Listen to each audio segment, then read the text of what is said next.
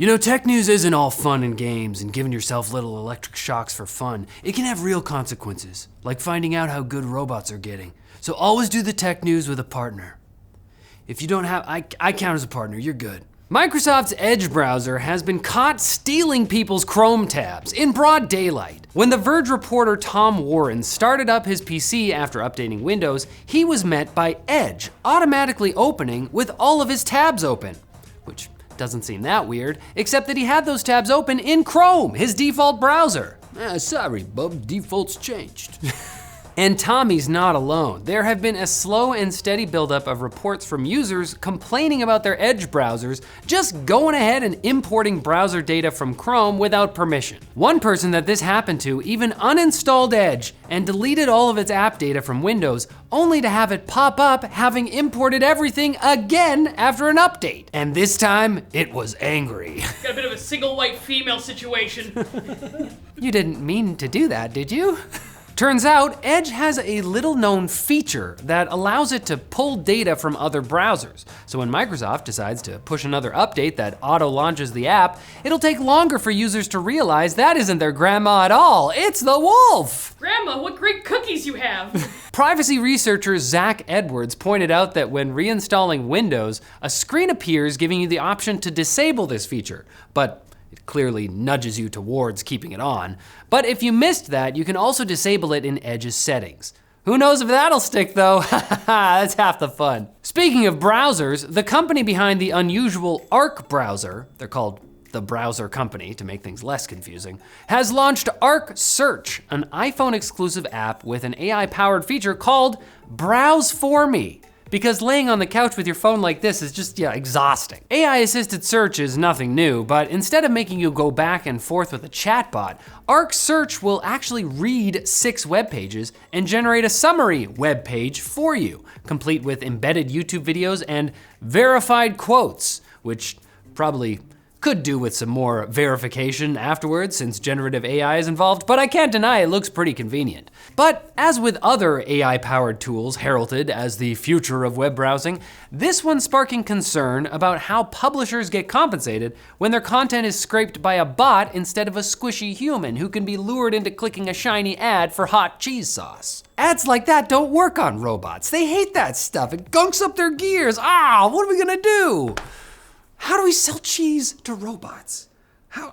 Apple may have spit in the EU's face with their iOS changes announced last week, but Amazon's cojones apparently aren't as large. The e-commerce giant has announced it's canceling its $1.4 billion agreement to acquire iRobot, the company behind Roomba, and did you know there's a mopping Roomba called Brava with 3 A's? Pretty cool. This is what Isaac Asimov had in mind. Opposition from European regulators and an active investigation by the FTC cooled Amazon's linoleum cleansing jets. Unfortunately, the same day the deal was canceled, iRobot announced an operational restructuring plan involving 31% of the company's 1,130 employees being laid off, while its co-founder and CEO Colin Angle is stepping down. Take a good look, Europe. You did this. Europe.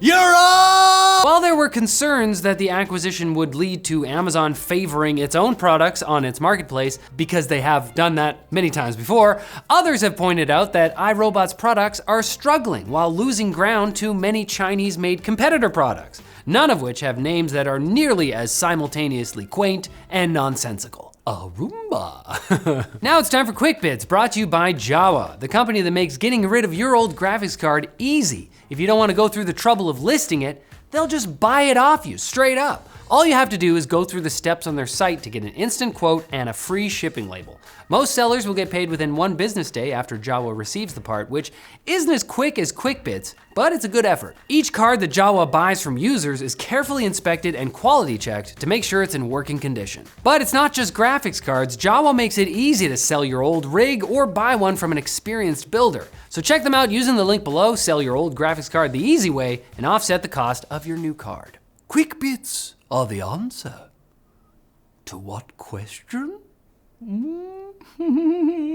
Indeed. Indeed. Last week, Apple announced its proposed changes in response to the EU Digital Markets Act to a chorus of jeering and boos, because the company still wants to review every app on offer on iOS, and they even added a potentially punishing new core technology fee for developers. When asked about Apple's half-assed plan, EU Internal Market Commissioner Thierry Breton didn't comment on Apple directly, but told Reuters that company proposals that fail to go far enough will be met with strong action. It's like how when your mom doesn't say she'll punish you if your room is messy, just that the house had better be clean when she gets home. It's a scary home to live in. NASA has officially announced the end of the Ingenuity helicopter's mission on Mars. According to NASA, Ingenuity, or Ginny to its friends, is still functional in the sense that it's upright and capable of communicating with NASA control back on Earth, but it likely damaged one or more of its rotor blades, meaning that it's permanently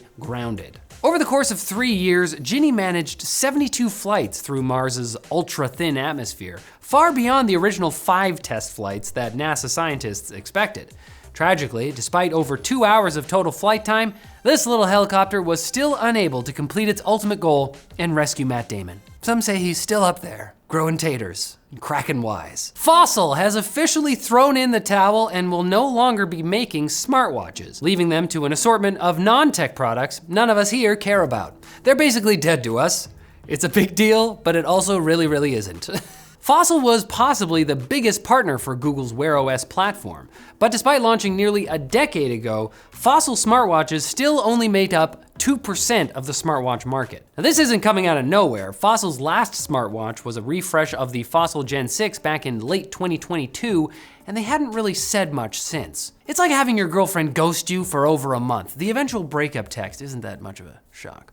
Canon, the Japanese camera and printer company, plans to start shipping chip-making machines that use a new technology called nano-imprint lithography sometime this year. The tech involves stamping chip designs onto silicon, as opposed to etching them using EUV lithography, the technique used by industry leader ASML. Canon says their stamping method, which sounds suspiciously like a printer, is significantly cheaper and uses up to 90% less power than the way the Dutch company does it. But at this point, we don't care if they're literally drawing the chip designs on with a pen. We need chips to get cheaper, and for that to happen, we need more chips. And the Dutch have stood in our way for too long.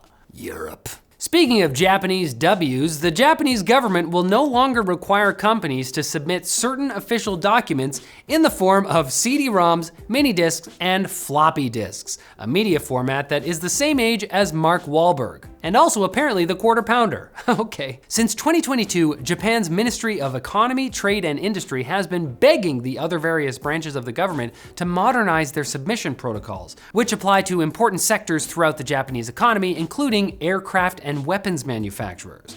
Unfortunately, this isn't an issue exclusive to Japan. Many elderly planes and medical devices still require floppy disks, and the US government only stopped using floppy disks to coordinate nuclear launches back in 2019. Truly proving the power of nostalgia. We have to move on. And I know you have the power to come back on Wednesday for more tech news. You're capable of so much, especially clicking that mouse on a video. You got this.